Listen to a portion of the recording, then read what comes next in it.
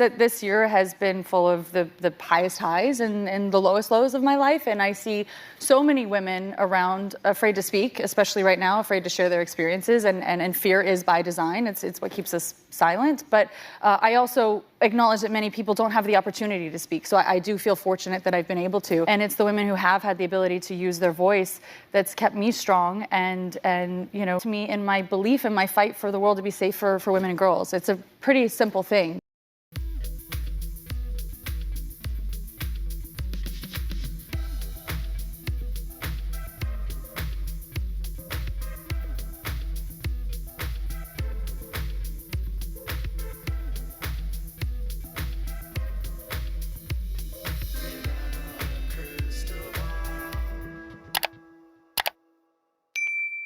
Hey besties, it's Katie. Let's talk because Blake Lively and Ryan Reynolds are playing Deflection this morning, and they have their attorney going on record with People Magazine. And I just want to preface this by saying if you are a hard hitting journalist, you don't work for People Magazine, okay? If you're a hard hitting journalist that's going to push back and not buy into PR and not play the PR game, you're not going to go to People Magazine for a legitimate interview. People Magazine is a fluff outlet that panders to celebrities, that doesn't push back, that doesn't do any investigative reporting, and literally just regurgitates whatever the narrative is that celebrities want you to believe. That's the truth about People Magazine, in my opinion. But they have some cause today for deflection, and that's because there's actual real harm that's being done on the side of Wayfair. Like real life people are getting hurt and people have gotten arrested, and Steve Sorowitz's family has been targeted, and other people on the Wayfair side are dealing with significant issues because of what Blake and Ryan have done, and the fury and all of the people they've gotten riled up to believe that Justin and his side are dangerous, which is insane. But because news is starting to break about what's happening to them, they are coming to people to go on the record to make a clear, first time ever interview. And in the article, Michael Gottlieb, who they refer to as Mike, claims that, Blake is going to testify. The ultimate moment for a plaintiff's story to be told is at trial. We expect that to be the case here with Lively. So we would expect, of course, her to be a witness at her trial. She's going to testify. They also are telling them that, they have other witnesses that are going to testify that experienced misconduct that is relevant to Miss Lively's claims, and they don't name them.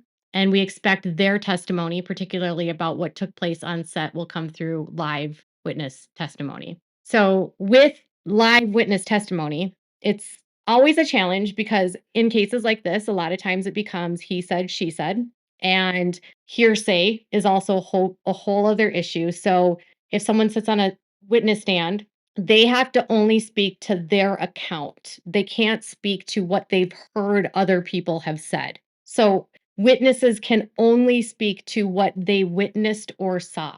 And a big part of what I believe is going to happen in discovery for this case is sussing out on the Baldoni parties against the Wayfair people, against Lively side, is who have Ryan and Blake love bombed and manipulated. Are they coming forward with testimony because it actually happened, or they're being promised something? So that's going to be a big part of what the discovery process is.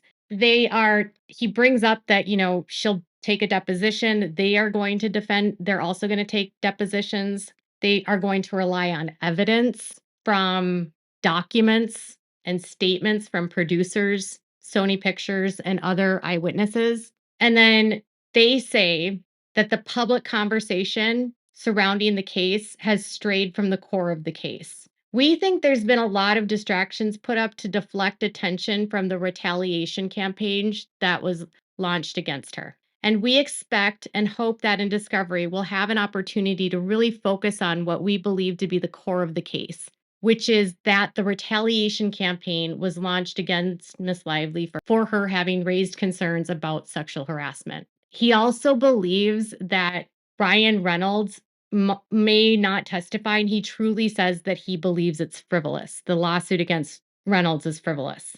And so he may or may not be a fact witness.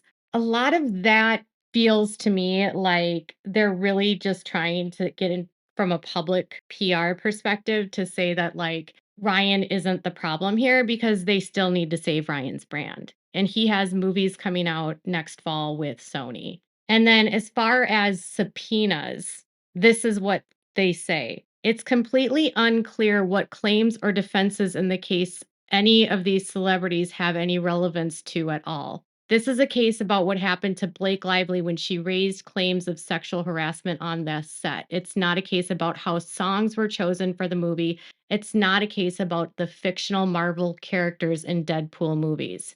You have to ask the questions, then why are these people being subpoenaed? Do they have an actual relevance to the case at hand? You can't go around just subpoenaing people because they're famous and you think it will generate a bunch of headlines. And the federal courts don't tolerate that kind of behavior. So, what he's doing here is he's trying to insinuate that Taylor Swift getting a subpoena is just being done to generate headlines and trying to act like Taylor Swift has nothing relevant to offer to the case. Gottlieb is intentionally deflecting away from the claims that Baldoni has brought against them. And he's instead trying to make it focusing on only Blake's case because, in their eyes, only their case is relevant and not frivolous. And he's also taking aim at Marvel and saying they shouldn't be going after Marvel because of a fictional movie character. And federal courts don't tolerate that kind of behavior. What's also interesting is that this is coming after they have been accused of using a sham subpoena. And so, what he's trying to do here, at least in my opinion, is Blake has already been busted, absolutely busted with the sham subpoena, with the sham lawsuit, abusing the legal process and the abusive process. And they're trying to now reframe this narrative that they're not the ones that abused the subpoena process. It was actually Wayfair subpoenaing Taylor Swift about her role and involvement in the theft of a movie, and that subpoenaing her through a legitimate lawsuit that has actual claims is somehow abusive in federal court. But a federal court already signed off on the subpoena. There's a judge involved in the subpoena. So for him to act like they aren't going to tolerate this while also going to the press to say this, he's just being hypocritical. The lawyers on both sides are playing a PR game. The lawyers on both sides are trying to get the public favor on their side while also trying to defend their people and defend their clients. But it's really disingenuous to imply that they're just issuing a subpoena for the sake of headlines when Taylor Swift's name is actually in the court records and there's a cited incident at the penthouse specifically, and Blake refers to her as a dragon. So Brian Friedman responded, and he said, although obviously uncomfortable for the lively parties, the truth is not distraction. The truth has been clearly shown through unedited receipts, documents, and real life footage. More to come. Blake was the one who brought her high profile friends into the situation without concern for their own personal or public backlash. As the truth knows, she used her dragons to manipulate Justin at every turn. And they also said Ryan's involvement is well documented and we continue to discover more intentional misconduct. Was Disney actually complicit in Ryan using shareholder revenues to further a personal grudge? I would be surprised to learn that this type of corporate waste would not lead to much more exposure for those that have been complicit in affecting shareholder revenue. Now, Gottlieb said it's not going to turn into a circus, even though it's already a circus. We don't expect the case is going to turn into a circus of parading in every celebrity that might have ever had a conversation with Blake or Ryan, or in the same way from any famous person who might have ever had a conversation with Justin Baldoni or Steve Sarowit. I think what Blake and Ryan are doing right now is they've had a bunch of their celebrity friends publicly unfollow them, disconnect from them. And I think it's really them trying to get ahead of it like, no, we're not going to bring our friends into it, even though their friends have been brought into it. And Brian Friedman, he's good, but he does do his own level of deflection. I don't know about the Disney and the shareholder revenue, and misappropriating corporate waste, using money for purposes that are not what they're intended for, is what he's implying. And that Disney is signing off on the use of revenue from shareholders because they're a publicly traded company to bully someone. And that could be something that shareholders could bring against Disney in a suit, is sort of the implication here, misappropriating shareholder money. So I think Disney is complicit. I mean, they are, but that's a story for another day. So what we are hearing in this PR, let's be clear here, is deflection. Okay. So deflection is turning aside or changing the directions, right? It's redirecting blame or avoiding responsibility. And so they're redirecting the blame on the subpoenas to abusing the court system to subpoena Taylor Swift. They're deflecting accountability and responsibility for bringing their own friends into the case by then deflecting it on, I can't believe you're going to subpoena the friends I brought into it, which is why he says, Brian Friedman responds is, well, if you didn't want her to be into it, be involved, you shouldn't have brought her in, but you did. And he is correct. The truth is not a distraction.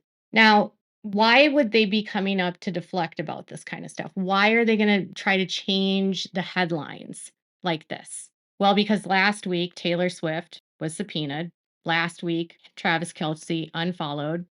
We're hearing that Gigi Hadid and Bradley Cooper are cutting ties. You've got all these people in their circles that want nothing to do with them. The only person that appears to be sticking with them through thick and thin is Hugh Jackman and whoever else they can pay. But the truth that's actually they're trying to get ahead of by releasing this, because anytime Blake says anything, it'll garner a million other outlets to cover the exact same story. So everyone will piggyback off of this People magazine article to then run their own headline without having to do the work. Not what I'm doing, because what I'm doing is not just regurgitating. I'm actually digging below that surface level answer and sharing with you why they could be doing this. So the Daily Mail, though, yesterday said that Baldoni and his PR team are facing horrific death threats and private health leaks as the legal battle with Blake Lively rages on. And this comes after, on May 7th, prosecutors in Highland Park in Lake County, Illinois, say that a suspect committed arson at the billionaire Steve Sorowitz's home in Highland Park and then threatened to kidnap Steve's daughter if he did not provide $80,000 in cash. And they left text messages citing Blake Lively's name. The county assistant state attorney, Dino Catrice, said a garbage can was lit on fire in a driveway of a house. I'm not going to put the address, and it happened on April 28th. The can was filled with paint cans and other flammable accelerants, and it burned to the ground and damaged the home's lawn. It says the couple also owns a film production company that's involved in an active lawsuit with Blake Lively and other Hollywood actors. Catrice said the drama involved in that Hollywood debacle has received a lot of media attention. And on the same day of the arson fire at the residence, Steve's wife, received a text message from an unknown phone number demanding that the threat of kidnapping their daughter if they did not provide $80,000 in an unmarked, non-sequential bills. They also referenced that the garbage can on their property was torched, and that was a precursor to more serious harm if their demands were not met. It says, this is a text message she received. If you fail to comply, we will take your daughter's name hostage and she won't make graduation. At that point, we will ask for more money. And if you guys are prepared to spend $100 million to ruin the lives of Miss Lively and her family, we are sure you can spare a few for your daughter. A day later, more text messages were sent to the family's daughter. Okay, Miss Honor Roll, we know you're at blah, the address. You guys are not untouchable. You can upgrade your security all you want, and that still won't stop us. We are prepared to ruin all of your lives over this little bit of money. The next fire we start will be from the inside. And then another text message sent to the mother and the daughter. We gave you guys time to consider our offer. Remember, no one is untouchable, not even you guys. You can have someone posted at night. You can leave the lights on. You can upgrade your security, and we will still get by. Understand, we took precautions to stay hidden, and we are prepared to ruin all of your lives. We're not asking for millions, just $80,000. That's nothing to you people. We can do this the easy way, or nobody has to know. All you guys have to do is drop off the money at a public location and we disappear. Simple as that. The next fire will be from the inside out, or maybe we'll go into your daughter's room, amputate a man's leg, and he can still feel it tickling. Tell us, when your little girl is on the slab, where will it tickle you? So the FBI coordinated with the Highland Park Department to use technology and warrants to isolate the sender's phone number and where it was coming from. And they figured out that it was coming from the public library. And then they looked at surveillance footage from the library, and a guy named Eduardo Aragon, 25, was going in and out of the library during that time.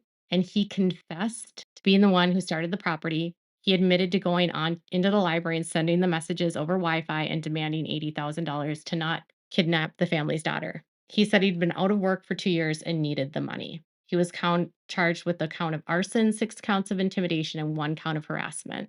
It says the defendant is dangerous. Setting fire on the family residential property in the middle of the night is dangerous. Fires are unpredictable and can spread quickly. This occurred on a residential property in the middle of the night when the family and their caretaking staff would be sleeping. The defendant premeditated his actions and had the means and sophistication to find the phone numbers of these family members, and then tried to shadow himself by using internet phone apps and public Wi-Fi to avoid detection. It's like an untraceable smear campaign, except it went real life. The defendant took substantial steps to terrorize this family and has succeeded in placing them in a constant state of fear for their safety. So they're seeking to have him not allowed out on bond. So that came out yesterday. And then Blake's attorneys went on record this morning. That's not a coincidence. And last night, the Daily Mail spoke to somebody. I don't know. His PR team and he are also facing horrific death threats right now. So sources close to Baldoni revealed to Daily Mail that Baldoni and several employees of the agency group set up by Nathan have been hit with death threats in the wake of the lawsuit. Court documents filed by Lively's legal team also include addresses of several of the publicists involved in the scathing battle, leaving them fearful for their families. One TAG employee has been forced to build a gate in order to access her property over fears her family will be attacked. I've had to tell my child's school that we've had death threats. We've even had to build a gate for security because the court filings have essentially doxed us. They shared an email that was sent to Jen Abel, which says, "You are literally one of the evilest people in the world. Terrorist evil. Your Blake Lively campaign is on par with something you'd expect from Trump and his decuples. I realize that being called a public relations terrorist is probably sending you into a mild, it's not meant to be a compliment. One can only hope that you have the worst Christmas and that Hollywood realizes that you are the Hitler of publicists. Your response was an insult to any person with any ounce of intelligence and the equivalent of a junior PR student's ramblings. It was the joking of people. You did nothing one would expect from an amateur in the business. The only hope is the studios treat you like the scum and flesh-eating vile creature that you are and cancel you." A source also told them that one woman has 2 small children under 4 and has been afraid to leave her house because of the sheer number of threats sent. That's been shared across social media, and we have people threatening to harm anyone who works for the company and their families. Oh, so private home addresses have been leaked in the court documents, which have been pushed by Lively's team. It's then been shared on social media, and we have people threatening to harm anyone who works for the company and their families. What they're doing to the private people through their actions has caused despicable situations. Some of the threats obtained by Daily Mail call Nathan and Abel the Hitler of publicists. One wrote, "I hope you effing die." There was a message from Melissa Nathan. This one, I think, was actually included in their lawsuits. Those are from December, and a lot of them have been anti-Semitic. Another message said, I'm going to enjoy watching you be destroyed," with another writing, "I hope your life is miserable. I hope you experience the worst pain ever." There's been a huge wave of anti-Semitism towards the group, with another employee being terrified for the welfare of her elderly parents who she cares for. And then Prosecutors in Illinois revealed last week that a suspect who committed arson at Steve Sorowitz's family home after threatening to kidnap their daughter if they did not hand over $80,000 in cash. So they go on to explain what I just told you about arson suspect. So here's the dirty, dirty truth about what Blake and Ryan are doing. Blake and Ryan went to the court and demanded like this wide protective order and wanted no addresses to be allowed and they should be kept confidential and all third party information and all location information. But this was after they filed into the public record the execution of summonses for the people in which they sued. Okay. And in federal court, you need to, for proper service, they have to put in the summons so it shows that they've been properly served. But the federal court system allows you to redact the address from the public record if there's concerns about privacy or safety. So Blake and Ryan are concerned about their privacy and their safety. They don't want their address to be released to the public. They had an opportunity in court to file the summons return that it was properly served by saying the person was properly served without including the address and just redacting that from the public, but then giving the full summons to the court so they had that. They could have protected the privacy of the people involved, specifically those people that are private citizens. And in this case, Jen Abel is a private citizen. And Melissa Nathan is a private citizen. Jed Wallace is a private citizen. Steve Sarowitz, even though he's a billionaire and even though he's like a founder of Wayfair, he is not really a public figure. So they're playing dirty, very dirty. And then what she did on her end is instead of being served through someone knocking on her door, her attorneys accepted service for her. So she waived getting served outside of a process server, and her attorney accepted it for her so that her address wouldn't be revealed. And she'll probably argue, well, they could have had it that way and I wouldn't have had to do this. But she didn't have to publish their addresses in the summons for that. And why I think this is getting ramped up here and why I think people are going after them so hard is because Blake's team is using, like I've said multiple times as I've been covering this, they're using violent rhetoric to describe not only Steve Sarowitz, but other people in relation to this case. They have consistently referred to Steve Sarowitz. They've been quoting him as about there's going to be dead bodies in this case. They have equated quotes to Steve as though he's a man that will murder people. And when they tried to do that in court, the judge was like, "You're not really going to do that, right?"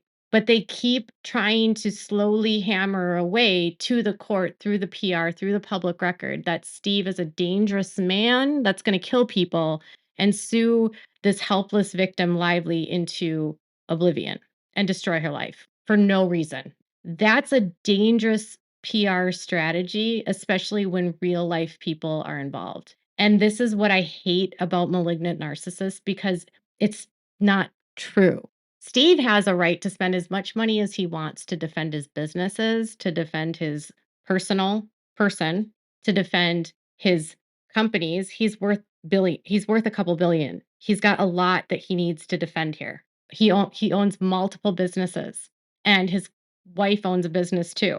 These are not people that are just like sitting around doing nothing. And they're people that are philanthropic that have had great reputations until Blake Lively came into the scene and said that he wants to kill people, which isn't true.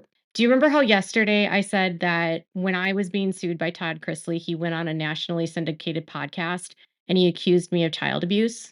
So, in a series of podcasts, just to give you like an explanation of how this translates, he did a number of different podcasts where he talked about how I was abusing my son, which I'm not, and how I, maybe CPS should get called and I shouldn't be talking about these things. And he went on to describe all of these things that he claimed I had done to my child. And then he went on to accuse me of crimes.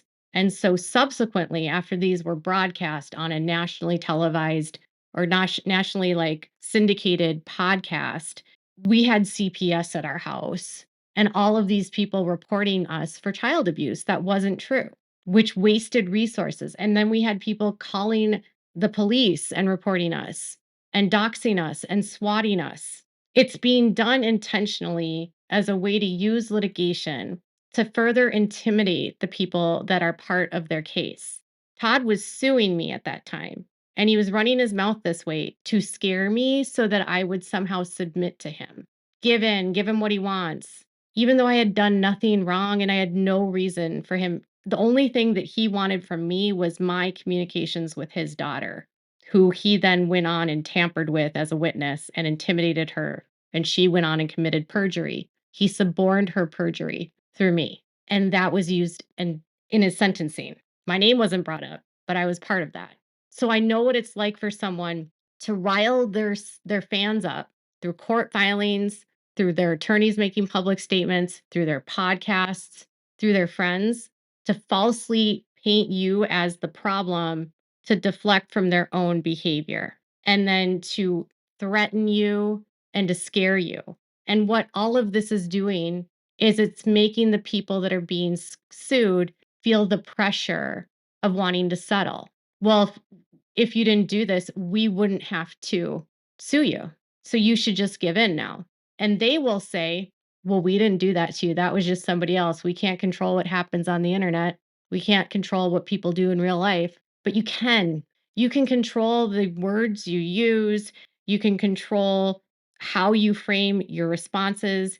You can decide every single day how to decide what you're going to say. And you can choose to lie and you can choose to tell the truth. And you can choose to frame someone as a dangerous psychopath, sociopath that's going to kill people like they've done to Steve Sarowitz. And now people are trying to extort him and burn his house down, right?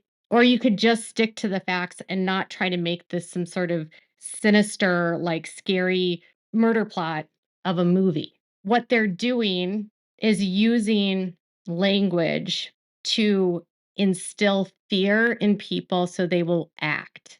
And it provokes people. It's like inciting a riot in many ways.